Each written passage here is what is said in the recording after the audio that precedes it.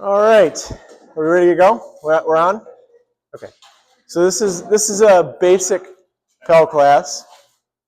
I taught a Pell class for all levels at the academy last time, and I realized we needed to go back to basics. So that's where we are today. And how many people here have a Pell? How many people have a padded Pell that they can hit with full force? A padded Pell that they can hit with full force? Yes. And how many people practice on their Pell at least once a week? All right, good. I'm glad to see that, because the Pell is your best friend for getting better, and you want to have a Pell that that is forgiving on your joints and shoulders, right? So at home, I use a Muay Thai bag that's suspended. This is the travel Pell. It's got this nice base that wiggles, which is a feature, not a bug. And it's well padded, so I can feel comfortable about hitting that with full force without damaging my joints. So the Pell is your best friend, and he's going to teach you all kinds of wonderful things. It's going to teach you mechanics and how to throw a shot with enough power, how to throw a shot and not be out of position. It's going to teach you, when you're using it with your shield, how to throw a shot without your shield interfering. It's going to teach you how to flow in your combos from one shot to the next shot smoothly. It's going to teach you range. It's going to teach you accuracy. And it's going to teach you awareness. Well, we're going to focus mostly on mechanics today, and then we'll see how far we go. Later on, we're going to get a chance for everyone to run through the Pell. We've got a few extra loaner swords if you didn't bring one, and we'll get everybody here hitting the Pell and seeing what we can do to get better shots, stronger shots, more accurate shots. So we're just going to run through how this Pell is set up. I divide my Pell into 7 target areas. I have an onside head, an offside head, an onside leg, an offside leg, a head wrap, and a leg wrap, and a face thrust. Now you can add in body thrust. I do occasionally throw in the offside body. I don't tend to do much here on an offside body, but you can. You know, Duke Uther, he divides his Pell into 6, onside and offside head, onside and offside body, onside and offside leg. I like to try to keep it as simple as we can. So we're going to run through at least those 7 shots and the mechanics on how to develop good power. Some of the principles of developing good power in a sword shot are that the more body parts you have moving towards the opponent at the moment of impact, the harder that shot is going to be, right? If my sword is moving towards my opponent, but my hand and wrist are moving away, that's a much weaker shot than if my hand is moving towards the Pell, right? If I include my shoulder, if I include my body, I can throw a lot of force with everything moving. Second principle is the more number of muscles that you engage in hitting the Pell with, the harder that shot's going to be. If I just throw with my wrist and I'm just hitting with my wrist, my forearm muscles, weak, right? I could add in internal and external rotation of my shoulder, a little stronger, right? I could add in pec, right? And lat muscles. I can add in the rotation of my torso and have even more power. I can add in my hips, the rotation of my hips, and then finally legs. All of those different muscles can engage the Pell, and the more that you have at that moment of impact, the harder that shot's going to be. You can bleed power from the Pell if at that moment of impact, say your wrist goes weak, right? Instead of hitting and holding, your wrist breaks, right? And then all of a sudden, I have no power on the Pell. So having, at that moment of impact, a rigidity that occurs through all of those motions is important. And finally, you have to have follow-through, right? If you're just tapping and pulling away the shot instead of trying to drive the shot through the Pell and hit the other side, right? Where I'm trying to hit the other side of the Pell or the other side of my opponent, that's going to generate power. So we're going to go through each of my 7 shots, one at a time. We're going to demonstrate some good mechanics, and then we'll have everybody line up, and we'll go through it that way. First shot we're going to throw is a flat snap to the head. So there's a lot of ways to do this. We're going to start the most basic way. You want the power to generate out of your legs, through your hips, across your torso, out the shoulder, and you want your sword to come straight at the Pell so that you can decide at the last minute whether that's going to be a flat snap, an offside head, or a leg shot, right? We want to have that shot hidden, and we want to maintain the power through the shot.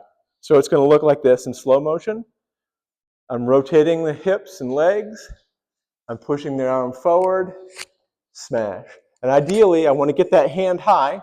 We're pretending we're fighting somebody with a heater. So what we want to do is we want to end up with a sword shot that's parallel to the top of that shield, right? The other advantage of that is that it moves the basket hilt of our sword into a position where it's protecting our head from any onside shots as well, right? So as we come forward, if that basket hilt comes over to this side, we're protecting the shot. So in a quicker motion,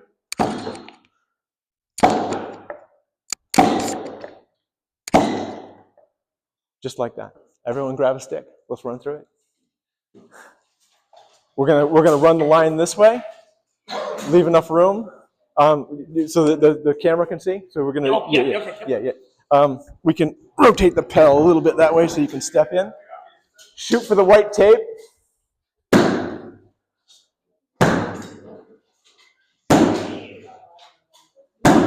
Yeah, nice. Next.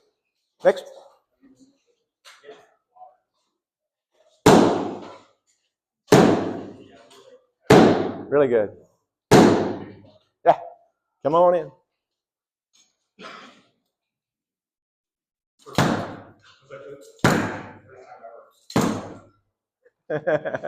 Come on in, Daniel. 4 seems to be our number.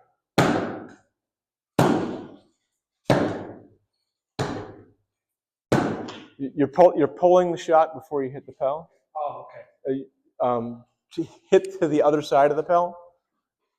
No. Hit this side of the Pell, but your sword is going to go chop and end up over here. End up over there, except that the Pell is going to stop it from doing that.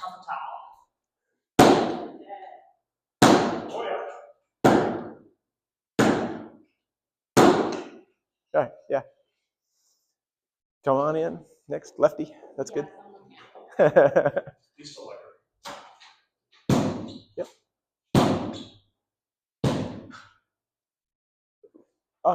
Yeah, that's fine. Come on in. Next.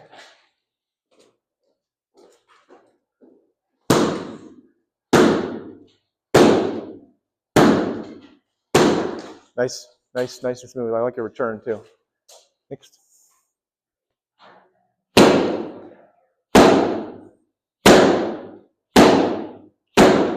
Nice.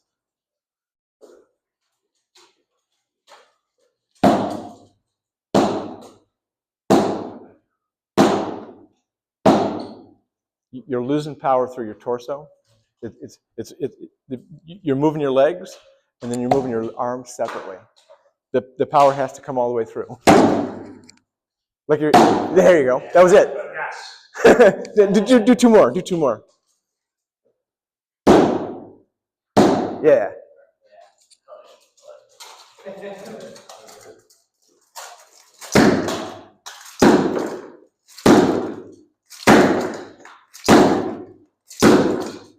Yeah, that's good.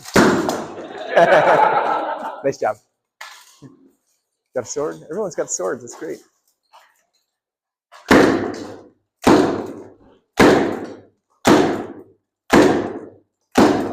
Yeah, good. Good.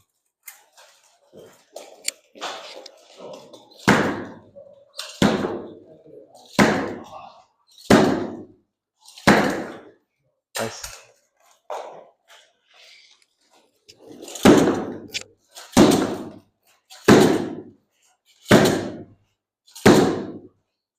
Really good.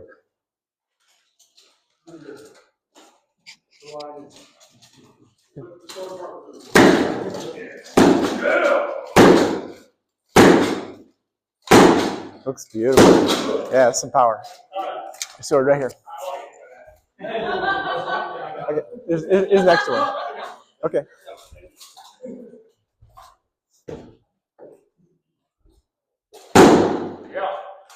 There you go. Yeah, nice. Now, I just want to notice a few things. What about the differences that the way people throw shots? Because none of us threw the shot the same, right? None of us threw the shot the same, and that's okay, right? We all used varying degrees of those elements that I talked about in terms of which muscles we were recruiting more or less than others. I want to say something about variability. If something is variable, that means it can be improved. Right? We're looking for consistency. We want to have consistency, but we don't want to lose variability because the variability is where the opportunity for getting better exists. So that's I think an important point. Great job. That we might move on from other things because you guys are in good shape. Let's do. I'll go through offside. So we're going to do the same thing. We're going to rotate our body forward, and then when we throw to the offside head, we're going to throw. And now there's two ways you can do this.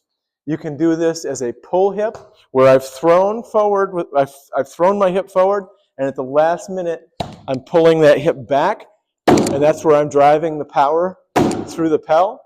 Or I can do this as a push hip, where at the last second, I push the hip forward, and I throw the power that way.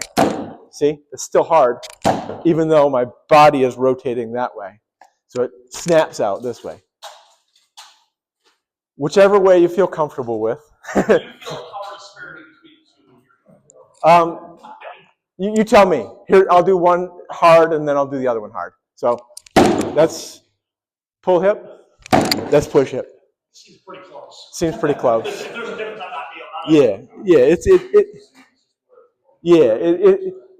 I wouldn't be surprised if some people are going to have a disparity, just because of that push hip is a little bit uncomfortable sometimes because you're throwing this way, but you're pushing your hip that way. I really, because you guys are so great, I think we should just run through this and move on to other things.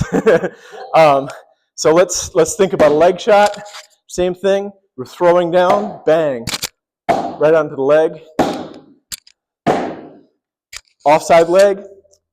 You can do it this way over the top, or you can do it this way, rotating, right?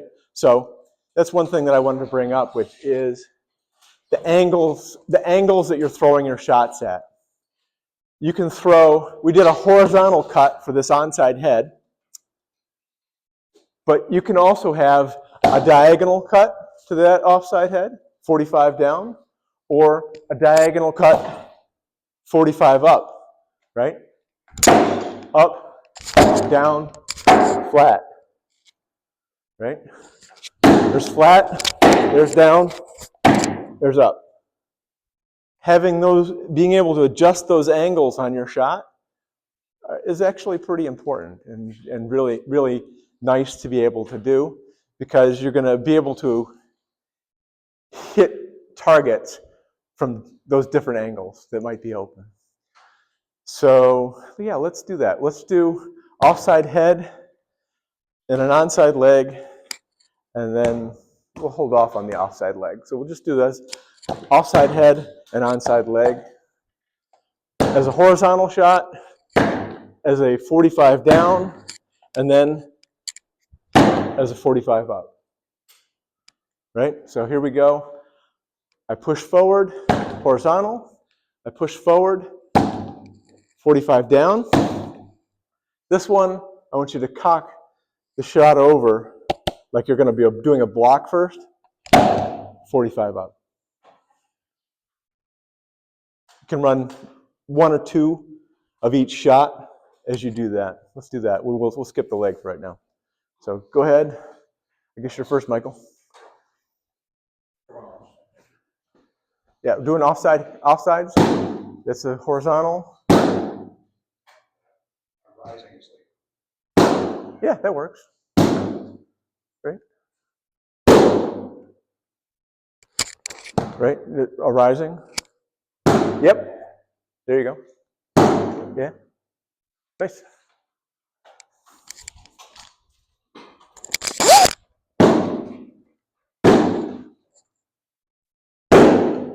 Yeah.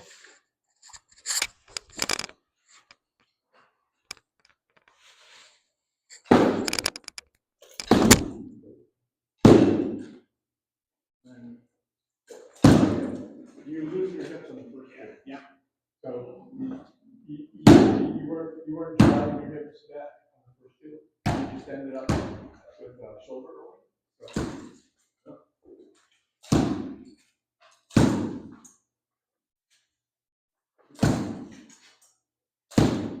the tip of your sword is getting there too soon. There you go.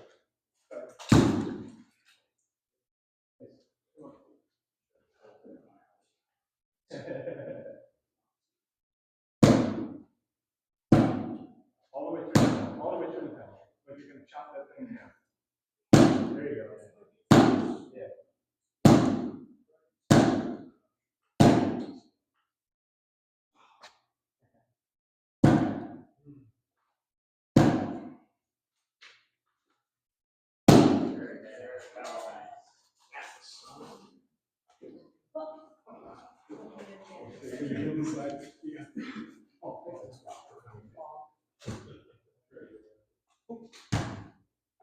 Go ahead and crank your body over, and then you can pull back into that shot.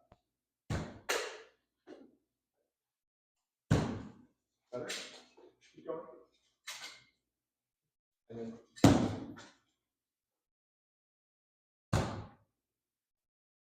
that was it. That was it. Got it.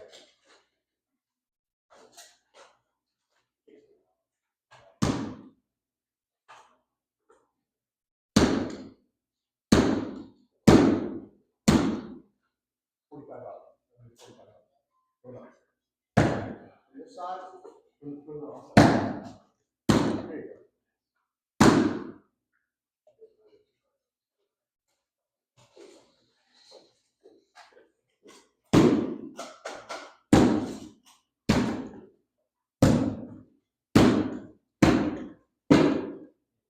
Down in this part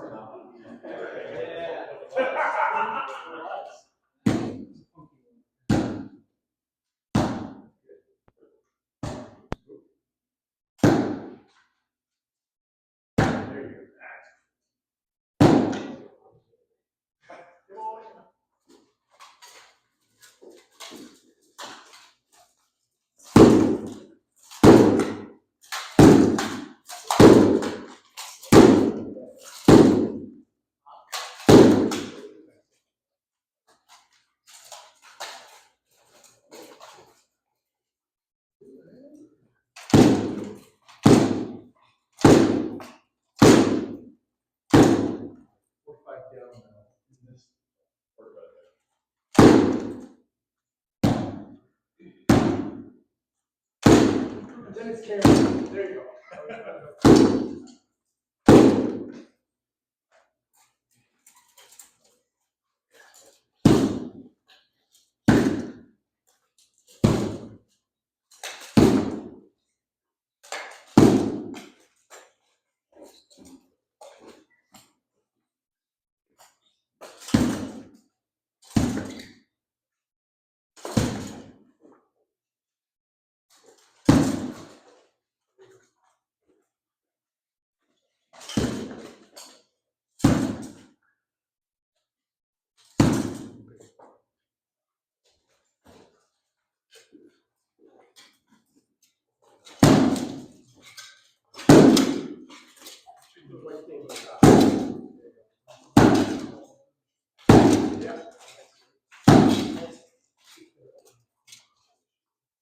All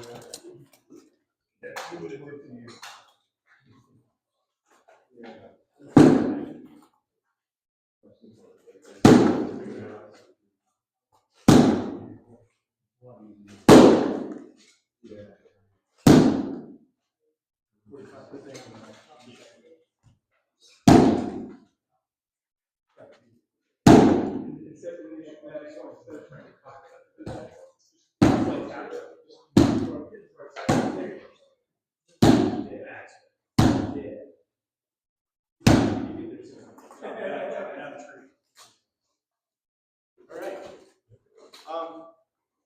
Yeah, so I want to add in a couple of thoughts about generating power. Where you're hitting on the sword is going to make a huge difference on the power. A lot of times I think of, A, B, and C range. Yeah. Oh.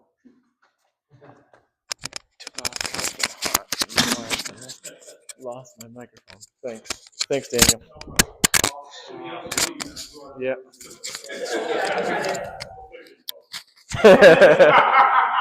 All right. So I wanted to add a few things about where you're hitting on the sword. If you're hitting on the sword in the last quarter of the sword, that's going to be the weakest part of the sword, right? So I'm out here at range, say, and I'm hitting. And there's going to be that weakness in the sword for a couple of reasons. First of all, the rattan's going to bend, right? You're going to get your bendy rattan, and you're going to bleed some power there. But the other thing is the point of percussion for the sword is probably about here, right? It's not a baseball bat. It's not weighted towards the end. So the point of percussion is the point at which the rotational forces of the sword and the translational forces of the sword cancel each other.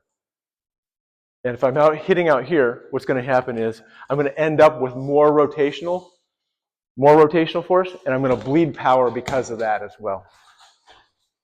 If you come in here into this B range part of the sword, that's where the point of percussion is, and you're going to hit harder.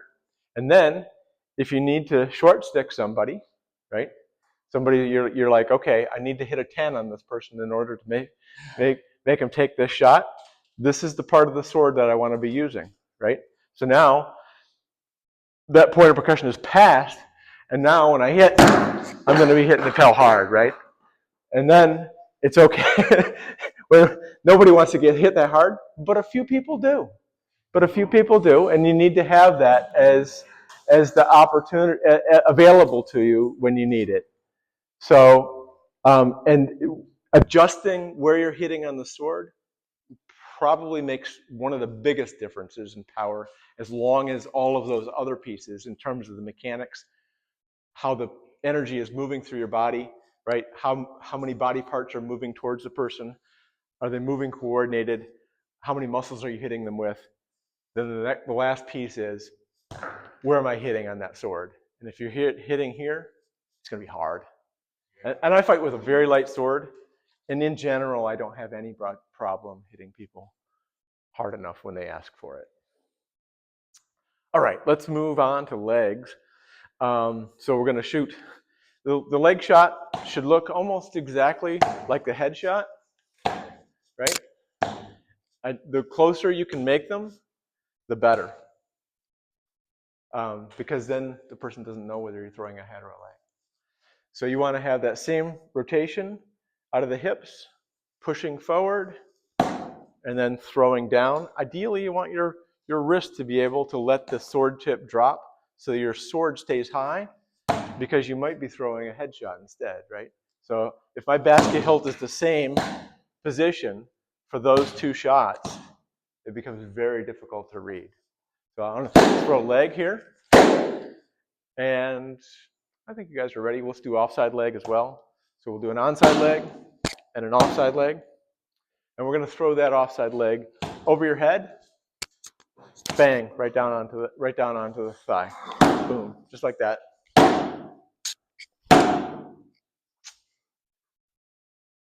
Should we just go for it? Yeah. Or we'll make adjustments. Yeah. Come on in. Let's roll it.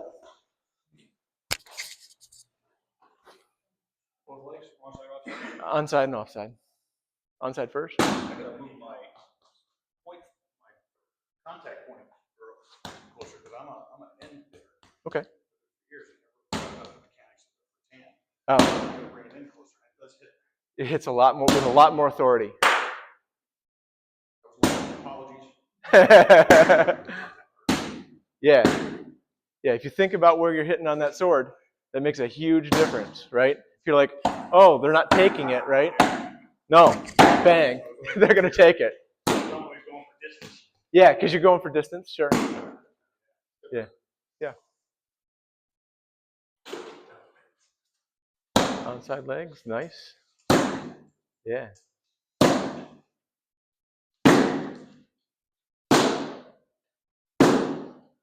Good. Come on in next.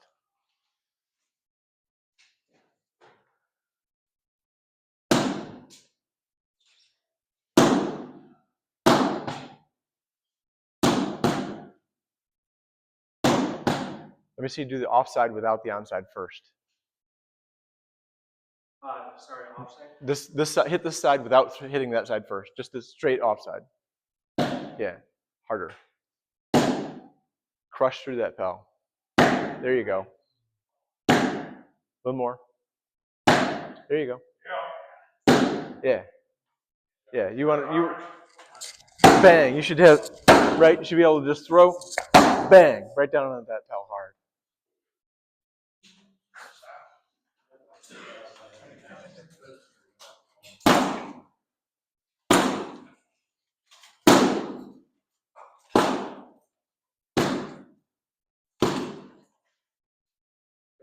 Yeah, let's do a couple more offsides. I want to see that one more time. Better.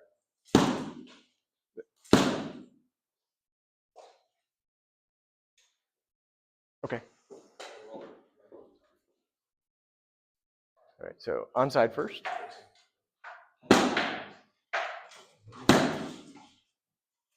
Come in just a little, step a little, 6 inches closer. There you go. Yeah. Okay, now for the offside. Okay. Try to flatten it out. So you're coming over your head, and then you're throwing almost horizontally, right? Yeah. Nice. It's good. Good. Yeah, yeah, nice job.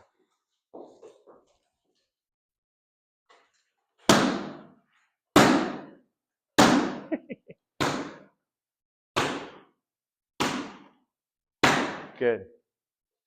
So when we're going through these Pell shots, just go ahead and start. Pay attention to what shots are strong for you, what shots are weak.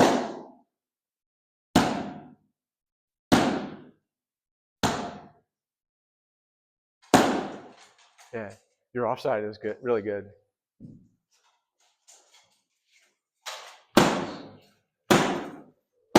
Hit the white tape.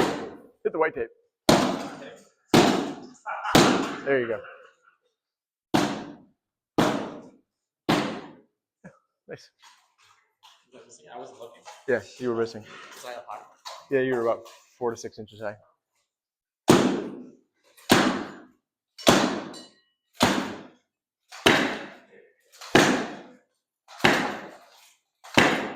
Good.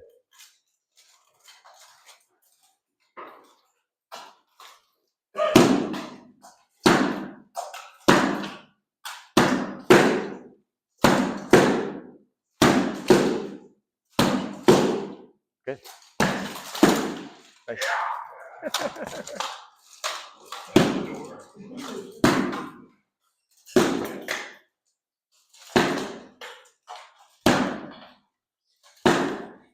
Nice. Very nice. That was good.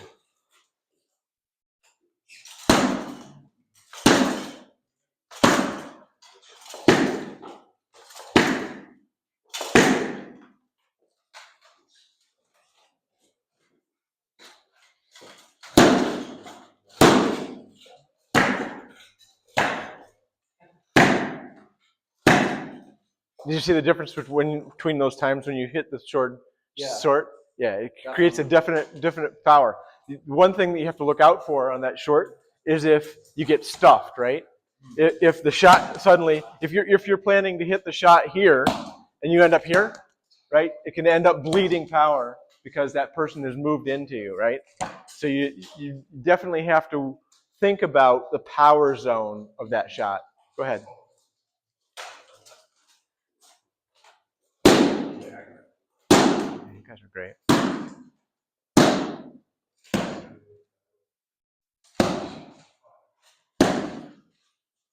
Yeah, nice shot. Yeah. So that's something to think about when you're throwing these shots, right? Because you're not throwing against the Pell, you're throwing against a moving opponent. And so if you're targeting right here and your opponent moves 2 feet to that side, so I'm shooting for the Pell here, and now all of a sudden they're out of this power zone, right? You're generating power to hit that point, and then it bleeds off after that. So if the person steps into the shot too early, again, you can end up in a situation where you're losing power, right? So you want to think about how wide is that power zone when you're throwing the shot, right? Say I'm going to hit the Pell here, it gets stuffed a little bit, right? But if I'm like, oh boy, he's going to move, then I can have both. I can have this and that if I need to. Just something to think about. Let's move on to wraps. So wraps can be difficult for some people, right? Because there's a lot of mechanics here that are a little different. The way we're going to throw the wrap is we're going to throw the sword out, just like we're going to throw a snap, maybe a little bit to the side. And then at that last moment, we're going to let that sword tip pendulum around at a high rate of speed. And we're going to let it crash into the Pell. So generating the power out of your hips, just like you did with the other ones. The arm comes forward, the sword comes forward, and then instead of crashing into the Pell straight, you're going to throw a big loop on the sword tip. You want to have a high rate of tip speed, and you want to think about that moment of impact. At that moment of impact, I'm pulling, right? I'm pulling here, keeping my wrist tight there. I'm pulling with my biceps, and I'm sucking into my body. So it's, right?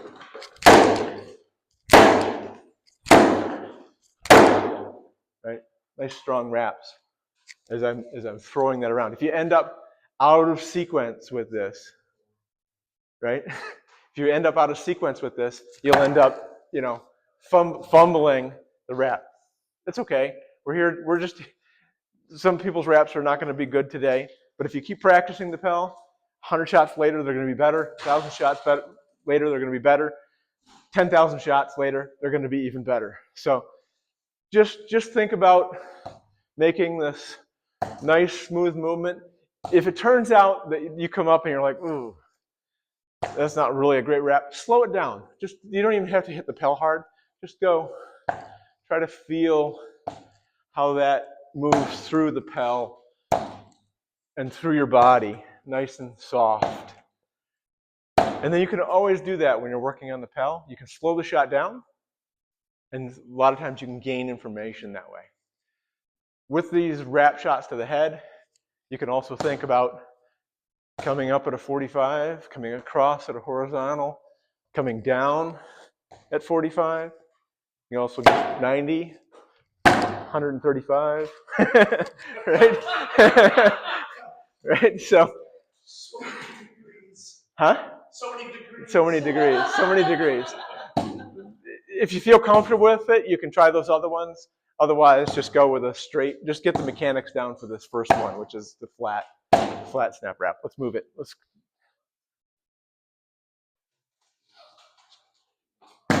Yeah.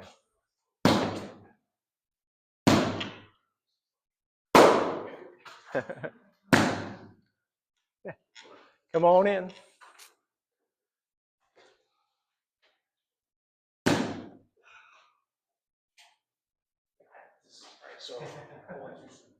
You're pulling too soon. Just let the sword do it. At this point, I just let my sword whip around, and I'm just hanging onto the handle. There you go. There you go. Yeah. Yep. Yeah, pole arm wraps. Pole arm wraps. Nice.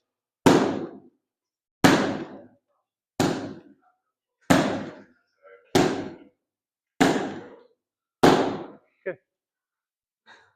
What's next?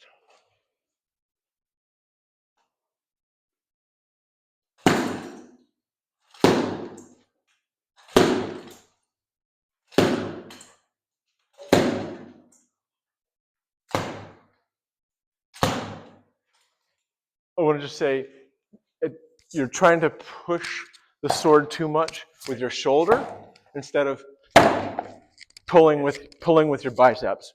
Bang. Yeah. There you go.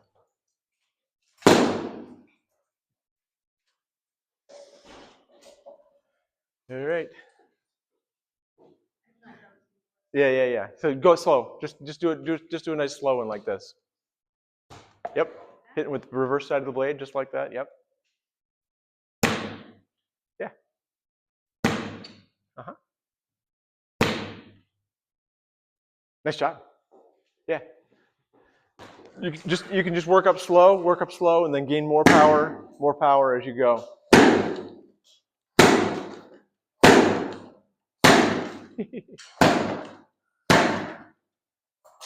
Ooh.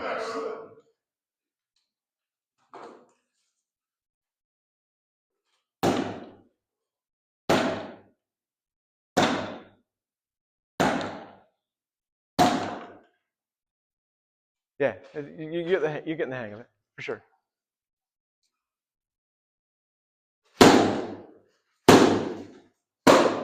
Ooh.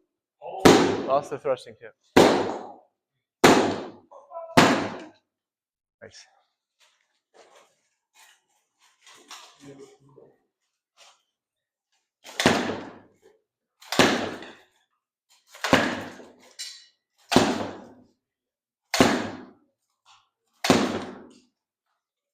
One thing just to add for you, and then you're just leaving it there. Ideally, you want to hit and then get back to your guard rather than, yeah. There you go. Yeah.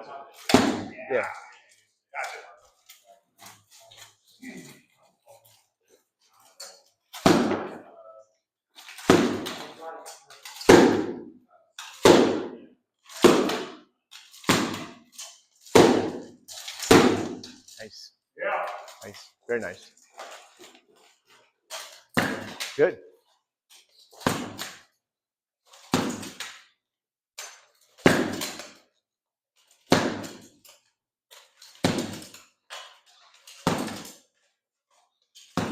Yeah, it's good.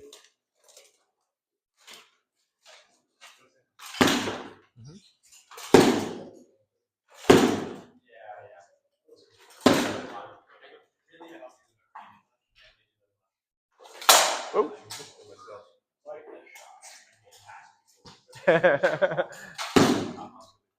maybe 135 isn't ready yet. Yep. Nice. Yeah.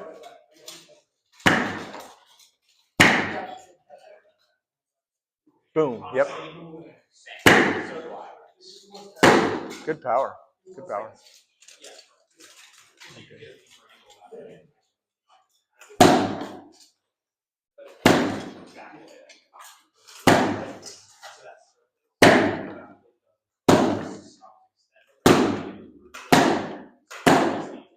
Nice job. Nice job. Everyone's doing really great here. Yeah. Everyone's doing a fantastic job here. Let's throw in. We're gonna do a quick round leg wraps. Same thing. Leg wrap. I'm gonna do, like, if you're up here, maybe do 3 leg wraps and then throw a head wrap that looks exactly like that same leg wrap. So it's gonna be right. So you just do 3 leg wraps. Throw the last one as a head wrap, but keep that hand real low. just like it was going to be a leg wrap. Yeah. Nice. Yeah. Yeah. Yeah, it comes.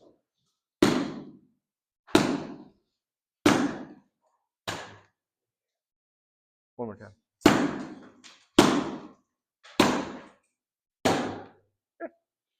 Head wrap for a short guy.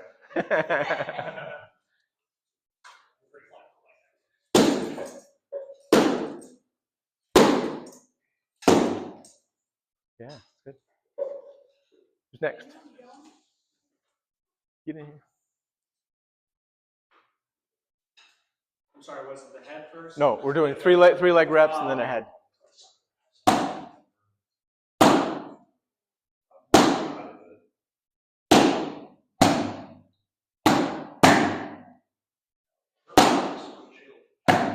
Yeah. When you're throwing the head wrap on that particular one, we want to try to keep that basket heel low rather than going up high with it. Yeah. Come on in.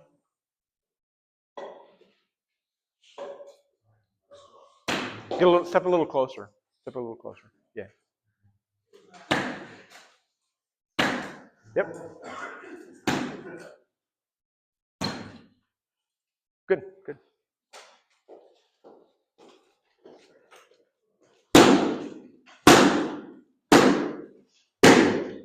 Nice.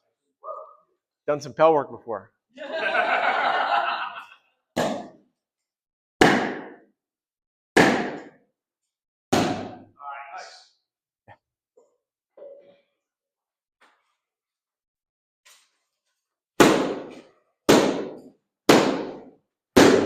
Nice. Yeah.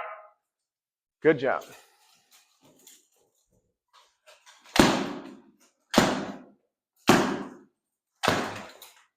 White tape, white tape, white tape. So hit white tape 4 times.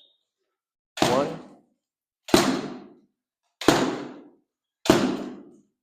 There you go. Yeah.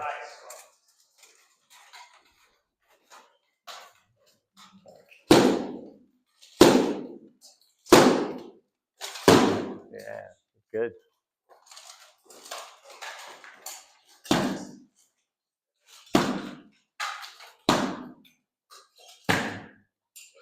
You all right?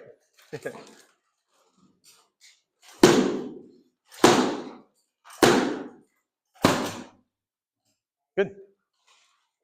1, 2, 3, boom.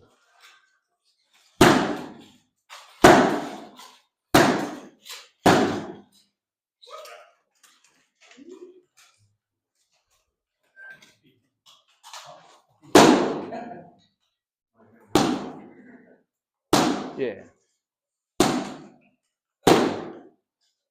Good. You okay? Yep. All right. How are we doing on time? 2:44. 15 minutes. Okay. So we covered most of our basic shots. We didn't cover thrust. And I'm not going to. I'm just going to talk about the next level because most of you guys are really past where we were today. And that is thinking about flow, going from one shot to the next shot. And the way I do that is I've divided the Pell up into those 7 areas. If I have a 7 times 7, that's 49 different 2-shot combinations. Okay? So if I'm coming out to do my Pell work, I'm going to go 1, 1, 1, 2, 1, 3, 1, 4, 1, 5, 1, 6, 1, 7. 2, 1, 2, 2, 2, 3, 2, 4, 2, 5, 2, 6, 2, 7. Right? So I'm just going to run through those, bang, bang, bang, bang, bang, bang, bang, bang, bang, fast as I can, as accurate as I can, as smoothly as I can, and you'll discover that some of those combos are more difficult than others. Some are just easy, and others, your body has to figure out how to get there, right? But you want to have access to all of those because no matter what spot you've ended up in, you want to be able to get to any one of those other 6 spots. So that's one piece for homework for you guys. And then we can add into that those different angles, right? So we had horizontal cuts, we had diagonal cuts, we had diagonal cuts going the other way, right? So I can hit that leg, we'll call it offside body leg. I can hit it horizontally up, or I can hit it horizontally, or diagonally down. Diagonally up, diagonally down, right? Two ways I might hit that shot. Yeah. Do you do a lot of your angles? I feel like if I was going to practice my seven zone combo, Yeah. do you change up the angles to help not get into a pattern? I feel like I'm going to fall into patterns. Yeah, if you're worried about falling into a pattern, you can do that then. Just set it up. And the other thing you can do if you're worried about falling into a pattern is allow yourself some free play at the end where you're like, I'm not going to follow 1, 1, 1, 2, 1, 3. I'm just going to hit the Pell however I feel like it in the moment and try to be as present with how your body wants to hit the Pell and just play with it that way. And you can get a lot out of the Pell that way in terms of the free flow.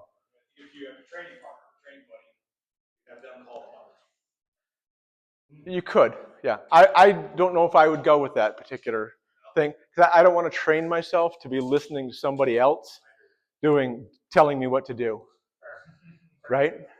Yeah, there's a lot of layers here. So another thing that I'm going to do when I'm hitting the Pell is I'm going to not look where I'm going to throw my shots, right? I'm going to throw flat head, I'm going to throw leg, I'm going to throw offside head, I'm going to throw offside leg. I'm going to throw all those shots without looking, and I'm going to pick a spot. Like I like this little messed up chunk on the pillar there, right? So I'm just going to look at that spot on the pillar, and I'm going to throw, right? And what I'm mimicking here is I'm watching my opponent's sword. Because I don't want my eyes to leave my opponent's sword while I'm throwing my shots. I want to stay right on whatever he's doing. And I don't have to really see. I can kind of see out of my peripheral. Oh, his head is open? That's enough. I didn't have to, I'm going to be focused in, right? Because he's going to look at you and you're like, oh, he's hunting for my head, right? Although I will use that to fake an opponent out. You can, and it's going to work on some mid-level fighters. Yes. Yeah. Yes. Yeah, you won't fake out a high-level fighter if you're like, oh, look at that leg. See me looking at this leg? Oh, guess what? I'm going to hit you in the head. Yeah. It's not going to work on a high-level fighter. It's not going to work. So I like to do that. I like to train my awareness. Because sometimes if you're hitting the Pell, you can just kind of zone out, right? Your eyes kind of go big and you're losing track of your focus. And I want to be the opposite. I want to be hyper-focused. And I could do it on my shots if I'm really worried about my accuracy. I want to be right on, and I'm like, this is the spot right here, this little 1/4 inch on this Pell that I'm shooting for. Yeah, I can play that. But then later on, I want to have control of my vision. Because a lot of times when you're fighting, all of a sudden you glaze over, you've lost track of your opponent's sword, you're like, what the hell am I doing? And then bonk, right? And you want to avoid being in those situations as much as possible, and you avoid it by training your awareness to be constantly in the present moment. So there's some more advanced stuff for you. That's the biggest thing I'm going to probably take away from this. That Sure. Yeah. Anybody have any questions about Pell work or any advanced questions that they want to ask me, things that they've run into or questions that they have about the Pell? Yeah. So your A range, Yeah. difficult. You know, for me at least, especially during the finals. Uh-huh. When we got in there, Yeah. it was I just couldn't figure out Yeah. how to get around that. Sure. Okay. And to throw wraps, Yeah. we got a nice wrap out of it. Uh-huh. I typically have a hard time with taller opponents. Okay. do you have any advice for short people? A range. Sure. So when you're on the Pell, you can be practicing all three of your ranges, right? Like I might say, here's my gunslinging range. I can touch it with the sword, and now I want to be able to hit that, right? So I'm actually out of range, but if I do a little bit of a lean, I can hit, right? So I want that to be as fast and no-tell as I can. Then I can move in B range and do that. And now here I am A range, right? And so I want to practice all of those shots, right?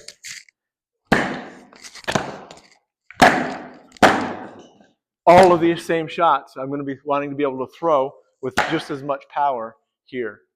And I might do it like this, right? Here's me sweeping the shield and clubbing him in the offside head, right? Yeah, so having that ability to be able to hit these shots with power into this position, right? Yeah, you want to be able to do that. So maybe practice on your Pell when you're that close. Thank you. Yeah, that's a good question. Any other questions on Pells? Anything? Actually, how long does that portable Pell, how much wear and tear does it take? I mean, it looks like a pretty solid Pell portable. Yeah, so I made this last year. Okay. For this Pell class that I was teaching down at the academy last fall. And since then, we've been using it for our group once a week all winter long. I did need to reinforce the screws at the bottom, and I probably should have thrown on some of those metal plates, but I didn't. So it seems to be holding up just fine. Okay. The last Pell that I had, the first Pell that I ever had, I did in a rubber tire with cement. And it lasted about 5 years outdoors. So I'm expecting that this one will last at least 5 years. I don't intend to leave it outside. So yeah, and it breaks down completely.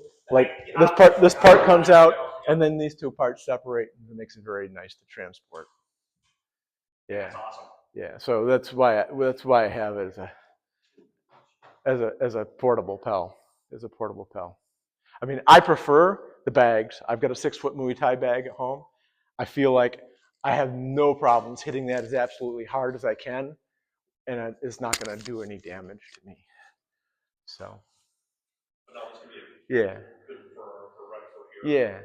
There's some funky shots we didn't cover. We didn't cover Molinese and things like that. But yeah. As far as if you wanted to take your Pell game to the top tier, super level, Yeah. what other enhancements could you make? I'm thinking foam swords, or I think oh my god, On the track, go to the road. the lights that light up and you hit them. Yeah. I've seen people where they'll have the light, and you have to throw where it lights up to try to improve your reaction time. Sure. Yeah, I've seen that. Moving Pells. Somebody had one on a chain or whatever they can slide, so it's a moving opponent, and they have somebody else pushing it, and you're hitting it while it's moving. Here's a couple of ideas. If you have a chair or something, right? I want to be able to throw a leg wrap and not hit the chair, so I might come up and through here, right? Boom. You could do that if you had like a small buckler mounted on a stand.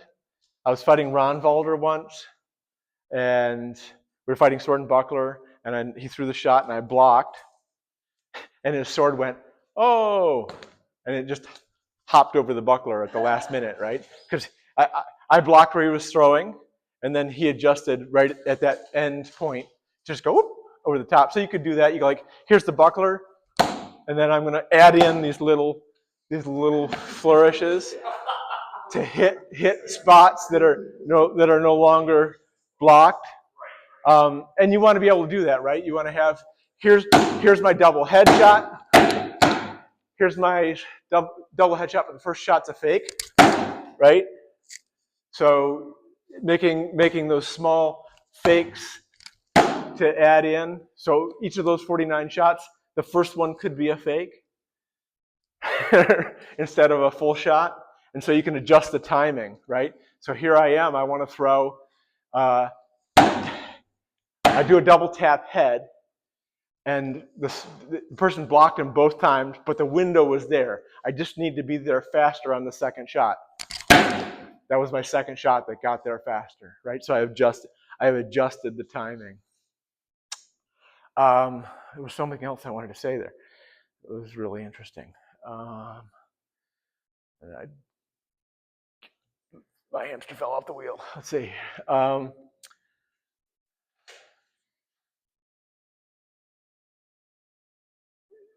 Yeah, so making any of those adjustments on the fly to what might be happening in my opponent, right? So here I am, I'm looking at my opponent, right? And I throw my first headshot. How did he block that? Did he block it with a tent block and leaves this armpit open? Then my next shot is, boom, into the armpit, right? Did he block it with a shield? Left his leg open? Boom, there's my second shot into the leg. That's where my doubles come in. The last thing I want to talk about then is speed. And that's, if you're doing speed drills on the Pell, that can sometimes help, especially if you felt like I'm having a hard time coordinating my body to generate the force into the Pell. The speed drill actually unlocks that. And so the way you do that, the way I run a speed drill is I'll go 1, 2, 3, 4, 5, 6, 7, 8, 9, 10. Right? So it'll look something like this. Right? And when I was younger, I used to be able to do 30 shots in 10 seconds. So it was just, nice and fast. But that can really improve your speed because cadence, if you watch two beginning fighters, it'll be like they hit, I hit, they hit, I, back and forth. And then you get a next level of fighting, and you'll see, okay, this person throws, ooh, I'm throwing at the same time, right? But then you start doing that in combo, and it becomes, our first shots were at the same time, but then who had the fastest second shot, right? So we can either advance the cadence or delay the cadence on purpose to control the fight that way. So there's some higher level things to think about. Any other questions? Yeah. Can you do that center buckler double shot again? Skip. Yeah.